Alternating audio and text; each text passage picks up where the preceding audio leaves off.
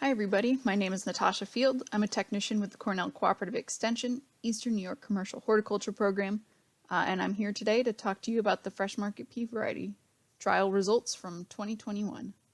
I worked on this with Crystal Stewart-Cortens, who's a vegetable specialist with the program. So, trial information. This is our second year of pea trialing. We did a trial in 2020 as well. That was a screening trial. So we took a large group of varieties and grew them all out. We did not replicate them, so it was simply a screening trial. And so there was some natural variation throughout the high tunnel where we grew them that would have affected how they yielded. So in 2021, we wanted to do a replicated trial and make sure that we were getting good, accurate yield results. And I'll give a quick summary on the 2020 results, just so everybody has an idea of what's going on in comparison to 2021. In 2020, for the shell varieties, PLS 534 was our highest yielding variety and our best tasting shell pea. And we were really impressed with it. For snap peas, we liked Super Sugar Snap, and it's a standard for a reason because it was our highest yielding variety, and we really liked it. It does need to be trellised, I think, even in the field, because it does grow. So it grows a lot. It grows so much and really, really fast. SS 141 and SS 32 were our best tasting snap varieties, and then Sugar Ann was our longest harvest period. So it went over a harvest period of 4 to 5 weeks. Which was really impressive, and we actually thought that was super interesting. And the peas maintained their quality throughout. And also in 2020, we also grew snow peas, which we didn't grow in 2021, mainly because of the issues with trellising them. So a lot of snow varieties are more likely to be indeterminate varieties that need these really tall 6 to 7 foot trellises. And in a high tunnel, pea varieties grow taller than they would in the field, simply because whether it's the heat or the protected environment or whatever, maybe a combination of all of them. In general, we ended up with some incredibly tall plants. And so the indeterminate plants, like a lot of snow peas like Mammoth Melting, which was our highest yielding last year, they just grow really, really tall, and it's difficult to do that in a replicated setting because in 2020, we were able to bundle all of the indeterminate varieties together and give them their tall trellis. So in 2021, we had a replicated trial. So we had 3 replications in the greenhouse, or in the high tunnel, sorry. And we put them on a trellis. And this was mainly for space-saving reasons. So we were able to put 3 rows of peas pretty close together and still have walking and harvesting space in between them, but also not take up too much of the high tunnel because there were other crops in the ground on the other side of the high tunnel. And they seemed to like being on the trellis. A lot of the varieties were generally at least 3 to 4 feet tall, even if they were the determinate varieties. And then the other reason to plant peas in a high tunnel is because you get some very early harvests. So in 2021, we planted them on March 24th, and we harvested when ready, which was actually generally the first week of June. And we saw a similar thing in 2020. So some very early harvests, much earlier than the field peas, which usually are mid to late June when they start coming in. So problems we had were weather and insects. Our original plan was to have a 4th replication outdoors in the field to go with the 3 in the high tunnel for some good statistical values. Unfortunately, there's an unusually high seed corn maggot pressure this year. We found there was a lot of issues across the area with this in peas and beans. It was a surprise. We weren't expecting it, and 3 weeks after planting, we were like, something's wrong. And so we went looking, and these are the peas I pulled up and photographed 3 weeks after germination. And as you can see, the root systems and the actual seed is unhappy. It just was a bad situation. So we actually just plowed it under because it wouldn't have been a successful trial outdoors. The other thing was that the early season was extremely hot, and with the peas in the high tunnel, it can be a problem if we get some really hot temperatures in May and June, because it did affect the taste. I wouldn't say they were bad tasting peas, but they were definitely not like the extremely delicious, high quality peas that we had in 2020, where we had a cooler early season, and the peas were just amazing. This also contributed to disease issues early on. In 2020, we didn't really have very many disease issues in the high tunnel. In 2021, we definitely did. And some of that might have been, this was the second year of having peas in a high tunnel in the same spot, and it could have been the higher temperatures, and we also did have a little bit of rain in that early season. So we ran into some more issues this year than in comparison to 2020. So our focus on varieties. What we were looking for was peas that were newer to the market. And there's one company out there who's doing most of the breeding work for new peas on the market, and that's Pure Line Seed. And so they do the PLS varieties and the SS varieties. And we really wanted to try their peas because we were impressed with them in 2020, and there's not many other peas coming onto the market. Lincoln was our standard because it's been around for a while, and a lot of people have probably grown it at least once or twice. And then we have a whole bunch of PLS varieties. Most of them are out on the market now. A few are not. As far as shell varieties go. For the snap varieties, again, the SS from Pure Line Seeds, as well as Sugar Daddy. And then Super Sugar Snap is our standard to be a comparison. Parsley pea is actually a garnish pea, and that one I'll get into more details at the end. That is also from Pure Line Seeds. So, notable shell varieties. Lincoln is the first one on the list because, as it turns out, it was the highest yielding in 2021. And we weren't quite expecting that because sometimes the standard peas are older varieties and they don't yield as well. Like in 2020, we had Langston's Progress, and it didn't yield very well, to be honest. And so this year, Lincoln came in, and it yielded the highest. It was really, really good. The problem with Lincoln is that it's extremely susceptible to powdery mildew. And I don't know if people growing it in the field would have a good yield from it because it was so susceptible.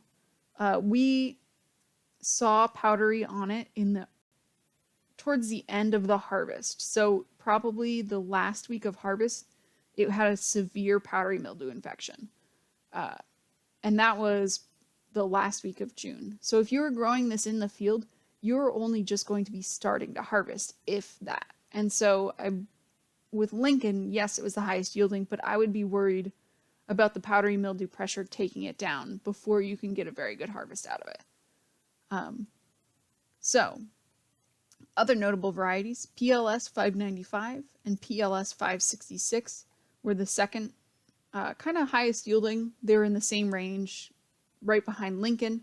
And we really liked them both. They both tasted pretty good.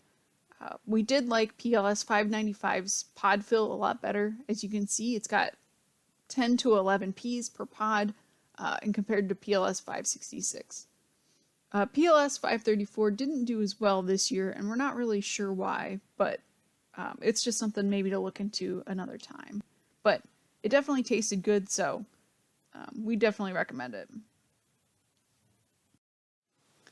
So notable snap varieties, Super Sugar Snap.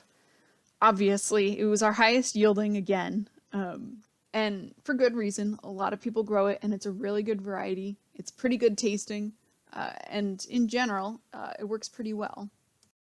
One of the issues with Super Sugar Snap, issues being relative, is that it really does need a trellis, even if it's grown in the field. We had a 4-foot trellis for it, and it grew up and then grew down and then grew back up again. And so it was probably in the 5 to 6 foot range by the end of its harvest period.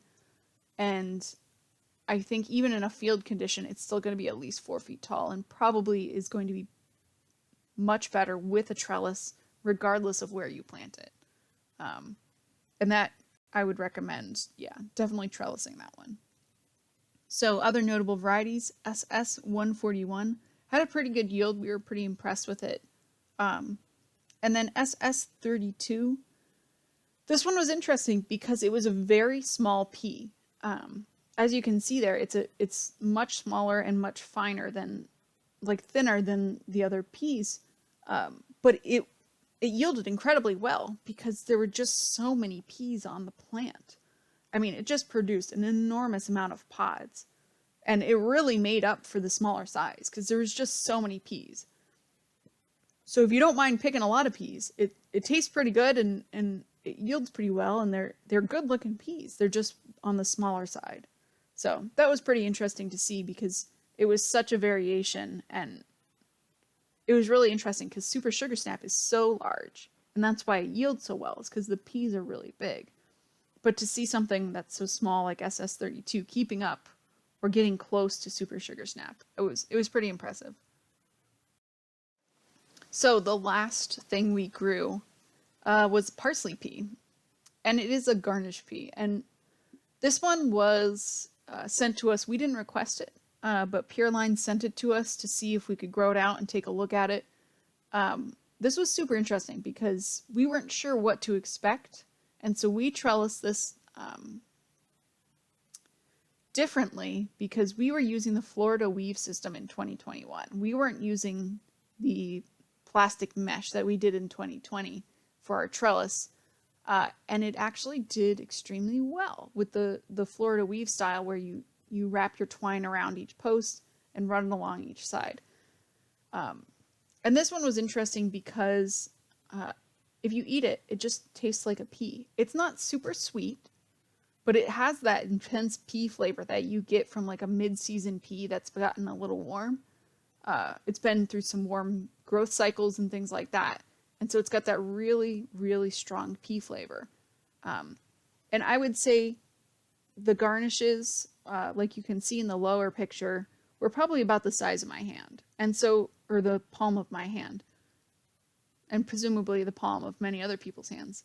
And so it's a decent size. You can harvest quite a bit of them. As you can see there, yeah, 5 feet yielded a half size harvest tote worth. And obviously we weren't pressing that down. This is probably something you'd want to sell in like 8-ounce bags or 12 or 16-ounce bags, something like that. That will, very similar, I think, to like leafy greens or other garnishes that you would sell to restaurants or to folks making a lot of food. They were pretty tasty. You could just sit there and eat them. They weren't like sweet, but they were good. We do recommend the trellising for them to keep them clean and off the ground. The lower ones had some issues with being a little dirty from the dirt, but we found that keeping them upright and using the Florida weave system, and I'm specifically recommending the Florida weave system because these don't have tendrils. The garnish part, the leaves, replace the tendrils, so they can't grab onto anything. And so that way you have to be able to sandwich them between something to keep them upright. Because if you put them on a mesh weave trellis, I think they would have issues with flopping over from that trellis, especially if you were clipping off some of the garnishes. I think they would have issues staying upright and staying clean. So that's what we recommend the Florida weave style, and to do multiple plantings, because these were definitely a determinate variety that they started putting out pods, and the quality of the garnishes declined at that point. So they were putting all their energy into the pods, and they said, okay, no more of this garnish stuff, we're done. Also recommend using clippers to harvest them. They don't break off very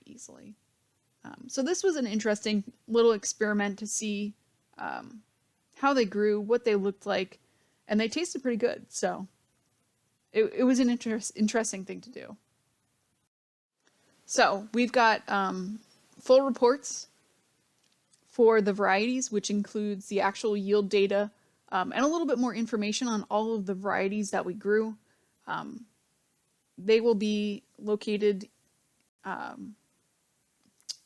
along with this video file if you're receiving it in an email, or if you're finding it on YouTube, it will be in the link description or in the descriptions below, and you can find those. Yeah, and I think this was an interesting trial. We are not going to repeat another trial in 2022. We've got some other trials going on, but in the future we will definitely be growing some more peas. So thank you to Philia Farm for hosting the trial, and thank you to Pure Line Seeds, Fedco Seeds, High Mowing Seeds, and Harris Seeds for providing seed for this trial. We really appreciate it, and it was super awesome to be able to learn about all these new varieties on the market and be able to do this yield comparisons and things like that and see how they all did. If you have any questions, my email is nf257@cornell.edu. Feel free to reach out and I can definitely talk to you about peas. Thank you.